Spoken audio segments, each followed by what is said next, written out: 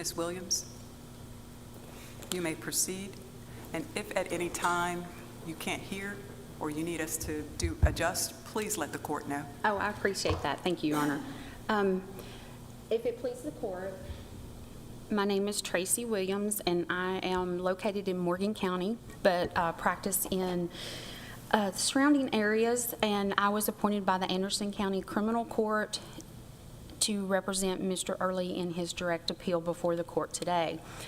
I would request to reserve some time for rebuttal if necessary. How much time? You're the only one who's going to tell us if it's necessary. 3 minutes. And to start off, I would like to just give a brief summary of the procedural issues that I feel like are important to the issues raised before the court today. And that is that Mr. Earley was convicted by a jury in February 16th of 23 after a 3-day trial. He was convicted of 2 counts of rape of a child, 2 counts of incest, and 1 count of aggravated sexual battery.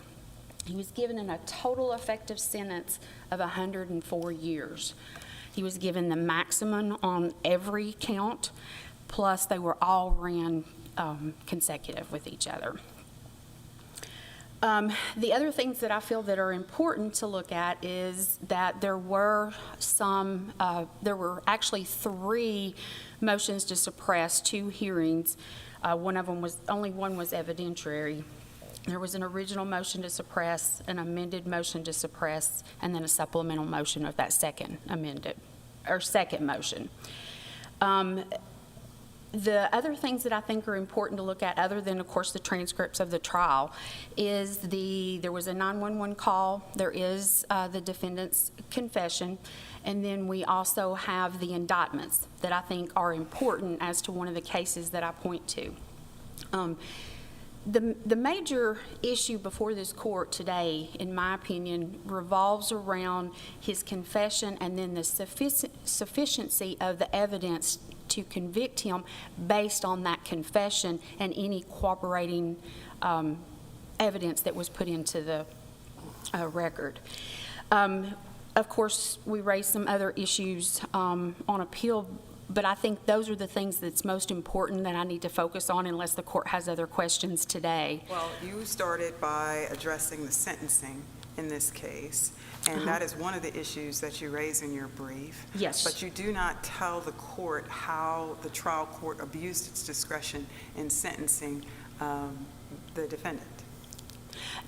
In my opinion, the abuse came from the excessiveness of it based on, I understand, in the court, the sentencing hearing, the court did not find any mitigating factors. And they went with the, that they had all of the, that they had all the enhancement factors. And we do have a young child. He was, it was shown that it was his daughter, so you have that abuse of an authoritative figure and things like that. But one of the issues that in the sentencing that came up that was mentioned as a mitigating factor that the court did not look at was, I'm sorry, Your Honor.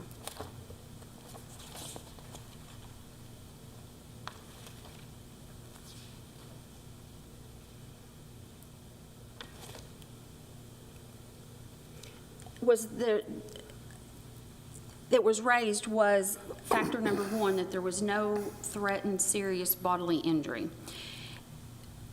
And in situations, in cases like this, that is hard. That's one of those situations of what does your mind lead you to? But as a court and of law, we have to look at what is that. And most of the time, a substantial injury is something that can be shown. And in this case, even the doctor testified that the only actual physical injury that they could even come up with was some perennial So you're irritation. arguing a misapplication of an enhancement factor? Well, Not only that, but failing to find a mitigating factor. Failing to find a mitigating Yes, factor. Okay. failing, because the court did not find that mitigating. Well, is it so much that the court just didn't find it, or that the court attributed no weight to it? I think that it was more that it didn't attribute any weight to it. So if we're really just talking about the weight that's been attributed to a mitigating factor, that's not a basis for an appeal, is it? Well, I think if you're looking at the totality of the circumstances, you have this person that has not had a prior criminal history, and that, excuse me, I stated that incorrectly. Not that there was no prior criminal history. There was no substantial prior criminal history. He had a DUI, and it was alcohol related. And if listening to the confession, that's things that's mentioned, is that may be some of the contributing factors of something in happening. Does that excuse it and explain it away? But I think you've got an individual here that, other than a DUI, no substantial criminal background. Yes, we've got a very young child. We've got it being a parental situation. But to immediately, in this situation, based on that, and with the other things, that there was no physical injury that could be proven, the victim did not testify, to go to the ends of the sentencing range for someone like that in this situation, and then run everything consecutive, I feel like that is egregious and very harsh for that. I mean, basically, it's 104 years. That's a life essentially a life without parole. Okay, I understand your sentencing argument, and I understand that you wanted to get to some other issues. That was just something that jumped out to me, and I think the state said that you've waived your argument.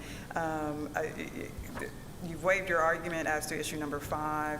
You've waived your argument as to issue number 4. You've waived your argument as to issue number 6, the suppression issue, the sentencing issue, and I think, I guess, what number 4 is concerning, I'm not sure off the top of my head, but yeah, I just wanted you to give you the opportunity right off the top to say why those things weren't waived. I understand your sentencing argument. Your motion to suppress, the defendant's statement, not sure, that you give a ground, because it's unclear what your grounds are in your brief? For the sentencing, for the suppression, in writing the brief and trying to find things and going back and looking at it again, I do believe that our argument is very low, and I think the state made a valid argument that it was potentially waived because voluntariness was not raised at trial, even though that I mentioned it. And the reason that I mentioned in the beginning that it evolved around the confession is not as much to address the suppression of it, but what was in that statement, and then looking at the... So you concede that it's waived? Yes, I would concede that the voluntariness issue was waived. Right. I think that's something that the defendant would have to deal with, or the appellant, would have to deal with. So that would be issue number 6 in your brief? Yeah. Yes, Your Honor. And you've addressed issue number 5, and you may proceed as you wish. Okay, so in looking at the sufficiency of the evidence, as the state points out, they mention, most of my argument is relying on Espinozo, and I think the reason for doing that is because that case is so very similar in these situations, but then there's several distinctions that can be made that of certain areas. And the state mentioned Bishop and Clark in their opinions, and I agree. Bishop is actually the first case where it sets out in a very long analysis. That's a Koch opinion, and he's known for those opinions where, he takes us back in history to get context of Correct. Why we no longer have the corpus delicti rule. But what they did is they went from not completely getting rid of the corpus delicti, but they changed it to the trustworthiness of the statement. Modified trustworthiness, yes.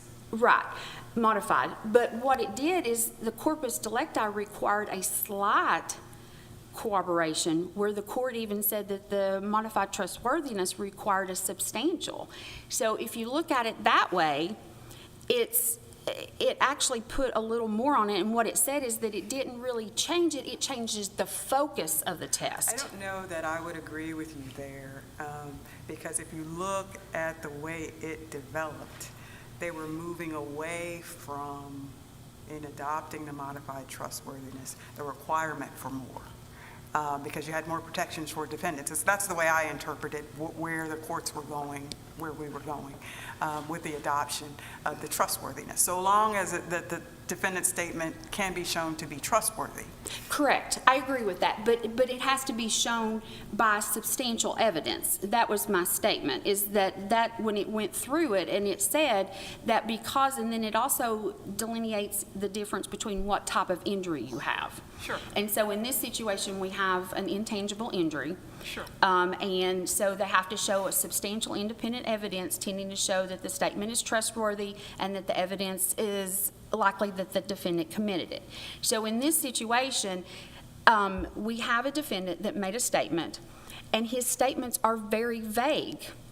And if you look at Espinozo, his statements were even more developed than in this one, but the court considered them to be general in nature. In that case, there was 18 indictments. The Court of Criminal Appeals overturned all of them but 2. And in that, the difference is they said that the indictments, and that's the reason I pointed out earlier that I felt like the indictments were important, is that the only difference between the indictments is the change of the date. Now, are you saying that the December 15th date, you're not challenging those? I have not challenged that one because I believe based on the corroboration of the mother of seeing it, the eyewitness testimony, and then his statement, I think that is proven. Okay. So I was on Espinoza, and I've read Espinoza again, and I'm not sure that Espinoza was correctly decided. I'll be honest and tell you that right now. What troubles me is, first of all, the trustworthiness standard. Although you say the evidence required to corroborate must be substantial, you're quoting the language, the corroborating evidence, independent evidence. What the court has said is there are a lot of ways to establish that independent corroborating evidence. And the court also said, in the cases cited by the state, that the statement, even if it involves multiple crimes, I agree with that. you understand what I'm saying? Yes, I do. So if you're conceding that the aspect of the defendant's statement, the fact, the child rape, the rape of a child on the December 15th, if you're conceding that that's accurate, and that satisfies his rape of a child conviction, why isn't that evidence, why can't it be used to corroborate the other crimes? Or go to the trustworthiness of his statement as to, or his confession as to the other 2 crimes in this case? And again, and I know you've made the statement that you're not 100% sure that Espinoza was completely, but that's my basis, is because in that, you had 18. In that one, you had a defendant saying that it happened, I think as many as 15 to 45 times. Well, in this one, even though there's an indication that there was multiple times, he's very vague on that, and it's almost that he's just agreeing with what the detective's saying, Detective Slater. And so my position is that what the court said in Bishop is they didn't say that it will corroborate every crime. What it said is that that if one key point, it may corroborate the whole thing. But then if you go on, and then you've got Clark, is that it even says that you don't have to corroborate every element. And I understand that, but again, what... So the precedent is in support of the state's position. Our opinion in Espinoza, which is an unpublished opinion, is the only thing that I see bodes in your favor. Well, I think it could. And it's one count, but it's only one count in Espinoza that bodes in favor. What is the... I'm sorry. There was No, only, that's okay. Under Bishop, is this a tangible injury case or a not tangible injury case? it's a non-tangible. So there's, and in this situation, you have, the reason is even in Espinozo and the other cases, you've got an actual victim that's testifying. Well, the victims in, I guess it wasn't Bishop, but Clark, I guess, the two young girls. Yes. Even though they testified, they didn't testify to any contact. That was the problem. Well, they testified that Dad touched them, and they could remember it happened, but could not give details. Right. But in this situation, we don't even have, and it's in the record that when her forensic interview was done, the little girl made no disclosures. So the only corroborating evidence that you have of that statement is the fact that the mother saw the incident on February the 15th, and that's why I chose not to include that in my sufficiency. Sure, so why isn't the statement trustworthy? The trustworthiness of the statement is what we're looking to determine, Well, okay?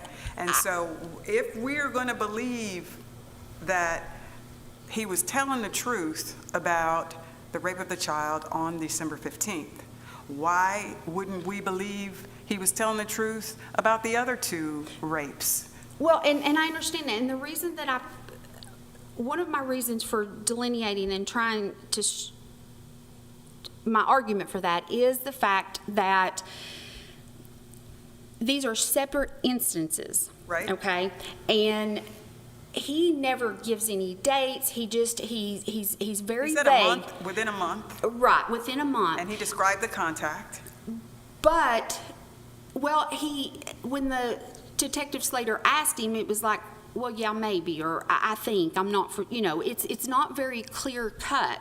And in that situation, there's nothing other than his statement to prove that an act actually occurred, that there was any injury or anything on any other date except for the December 15th date.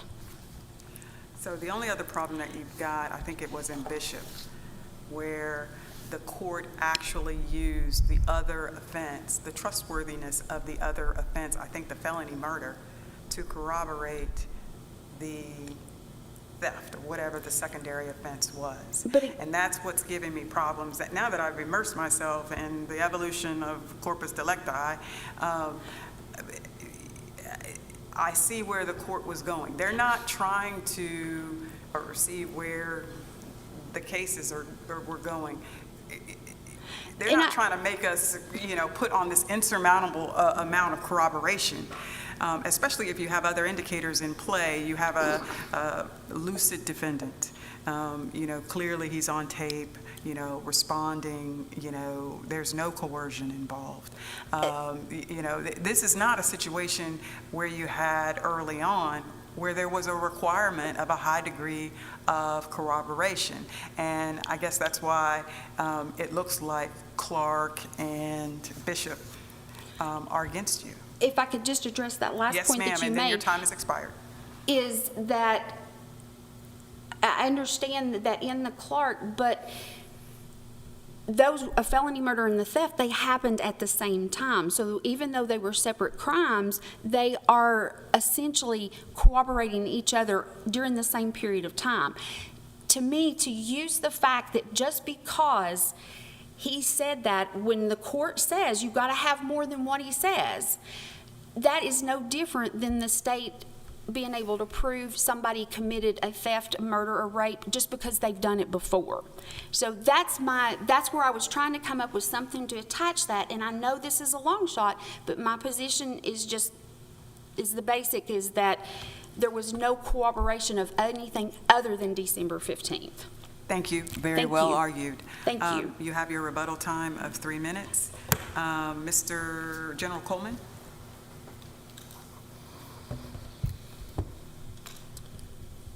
Good afternoon, Your Honors, and may it please the Court. Ronald Coleman on behalf of the state.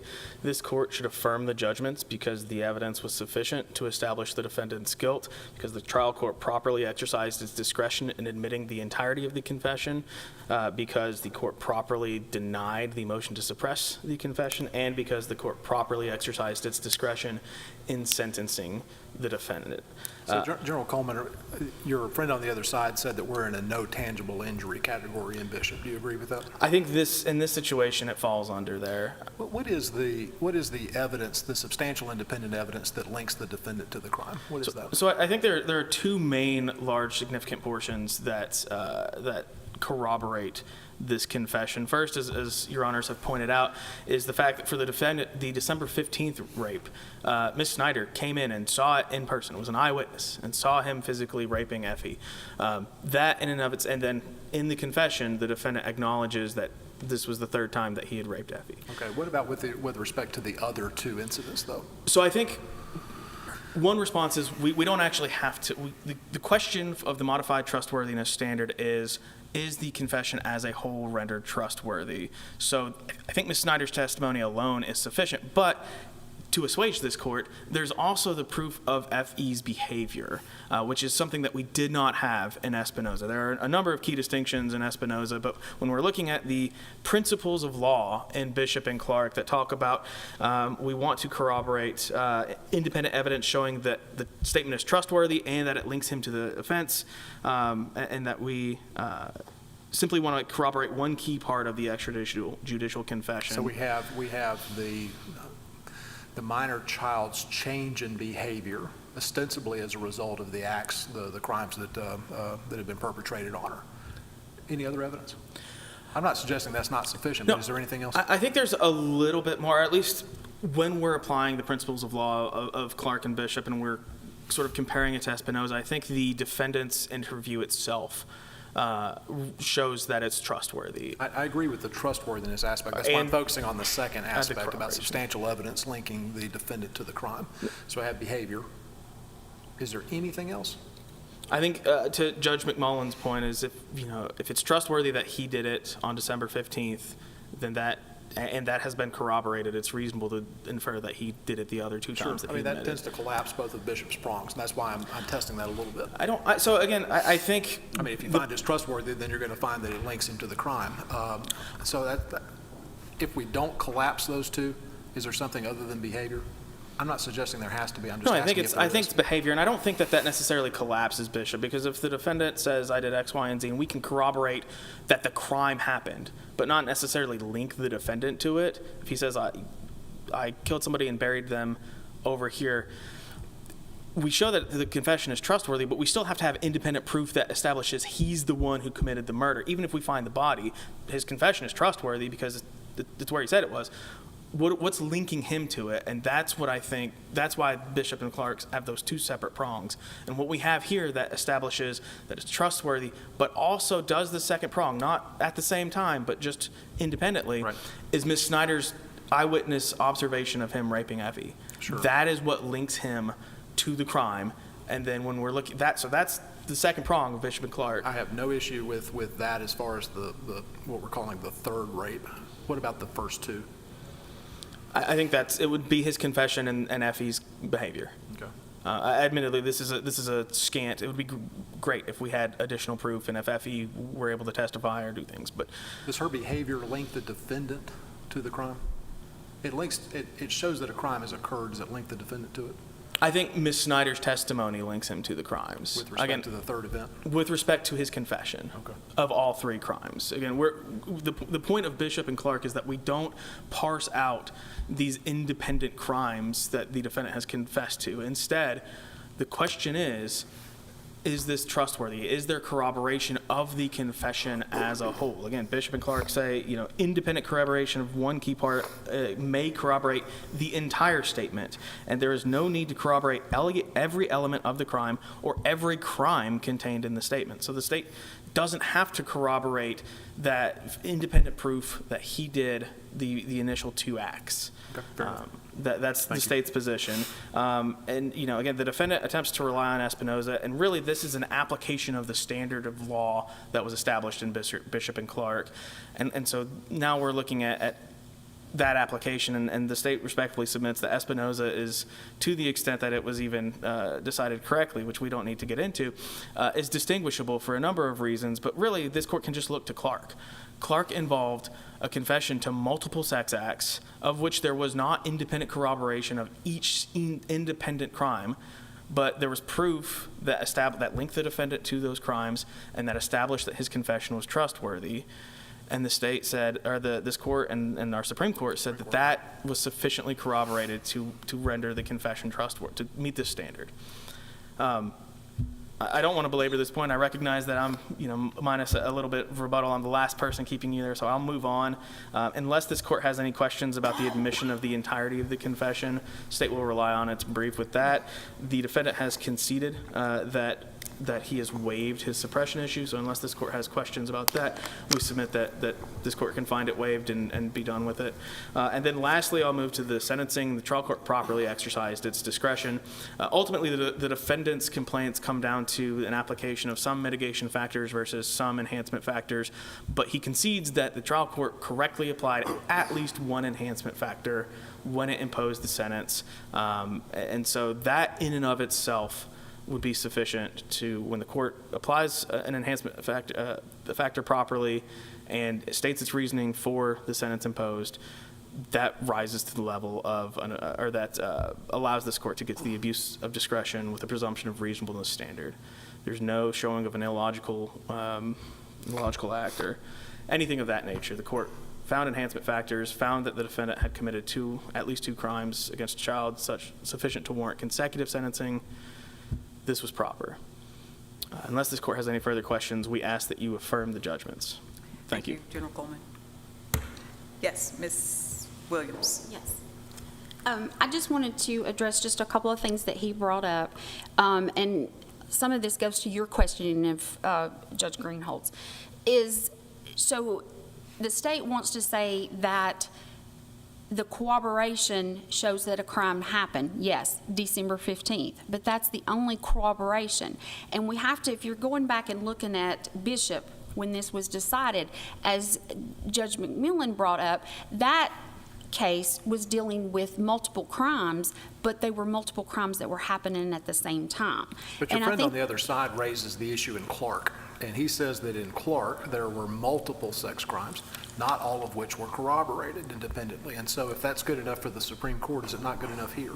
Well, but the difference, and again, I think this case is distinguishable, is because, yes, the girls could not give a lot of detail at that time, but they still testified that it happened multiple times. But then again, in this case, you had an eyewitness who walked in, saw what happened. The defendant then admits everything to the police and then talks about other incidents that he perpetrated with this child. And if I understand the way Clark talks about, if you have a strong corroborating witness to part of that confession that corroborates that confession, the fact that all the other parts don't necessarily have corroboration doesn't void the confession. Isn't that? And I would agree with that to the extent is you still have to look at the totality of the circumstances of the whole confession is. Well, that doesn't work in your favor. That doesn't work in your favor. You have someone who was advised of his rights, waived his rights. You don't allege any coercion or didn't successfully allege any coercion. These were all the things that the reason why we're looking for trustworthiness. If those things were in play, okay, if you had a defendant who you allege may have been intoxicated or you allege may have been somehow coerced or, somehow mentally challenged or, if he wasn't advised of his Miranda rights, and I think I'm correct in the facts here that he was. Yes. If none of those protections is really what the trustworthiness, the modified trustworthiness standard is getting at. If none of those protections were in play, you would have a stronger argument. But those protections are in play here. But anyway, go ahead. Oh, no, that's okay. Again, my position is that this case is distinguishable even from Clark, where there were multiple, because in that situation, you've got a victim testifying it happened multiple times. In our situation, even, so they raised, so when Judge Greenholz asked what other corroboration did you have, it's saying you needed more, and it was mentioned the behavior. The only change in the behavior was that an 8-year-old little girl didn't want her mother watching her in the bathroom, taking a bath. That in no way, when the state argued that that linked him to these other 2 incidences, how does that link him to the other 2 incidences when it's the mother saying the daughter doesn't want me looking at her? That shows that, I mean, that puts somebody else into play, and she's the one that made the statement to start with. And I understand, and again, it's that it may corroborate the whole thing, but it's not necessarily saying it has to, and it links back to a case where it's talking about multiple crimes that occurred at the same time. All right. Thank you so much, counsel. Unless you have anything further, we'll take your case under advisement. Thank you, Your Honors. All right, I think Thank that you very much. concludes Thank the you. morning docket. All right, so we stand adjourned until, I'm sorry, Madam Clerk, January. Yes, ma'am. Court is adjourned.